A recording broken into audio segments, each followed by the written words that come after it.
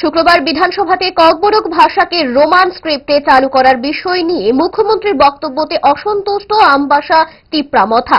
তিপ্রামথার ওপর মহল থেকে নির্দেশ আসলে আজকের মধ্যেই আন্দোলনে নামছে জানালেন আমবাসা তিপ্রামথা সভাপতি প্রেমলাল মলসম। শনিবার তিপ্রামথার উদ্যোগে বাগমারা পার্টি অফিসে এক আলোচনা সভা অনুষ্ঠিত হয়। আলোচনা সভা থেকে উঠে আসে, যতক্ষণ পর্যন্ত ককবরক ভাষাকে রোমান স্ক্রিপ্টে চালু না হচ্ছে ততক্ষণ পর্যন্ত তারা তীব্র আন্দোলন চালিয়ে যাবে। প্রয়োজনে সড়ক অবরোধ থেকে শুরু করে বাজার হাট সবকিছু স্তব্ধ করে দেওয়া হবে।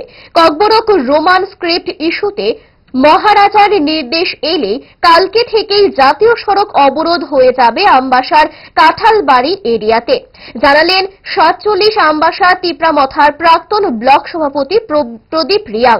পাশাপাশি রাজ্যের বিজেপির সবকা সাথ সবকা বিশ্বাস সবকা প্রয়াস সরকারের তীব্র সমালোচনায় মুখর হন আমবাসা তিপ্রামথা সভাপতি প্রেমলাল মলসম।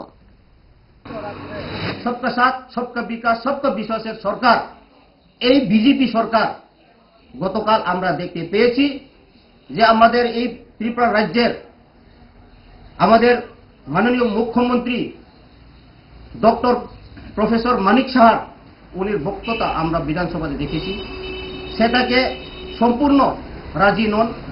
সেই জন্য আমরা এই 47 আমবাসা তিপ্রামথা ওয়াইটিএফ টিডব্লিউএফ তিপ্রামথা সকল আমাদের এই মহারাজের নেতৃত্বে যারা টিএমপি পার্টি, আমরা সেটাকে বৃহত্তর আন্দোলন করার জন্য কর্মসূচি আজকে এই বাগমারা পার্টি অফিসে সমালোচনা করেছি।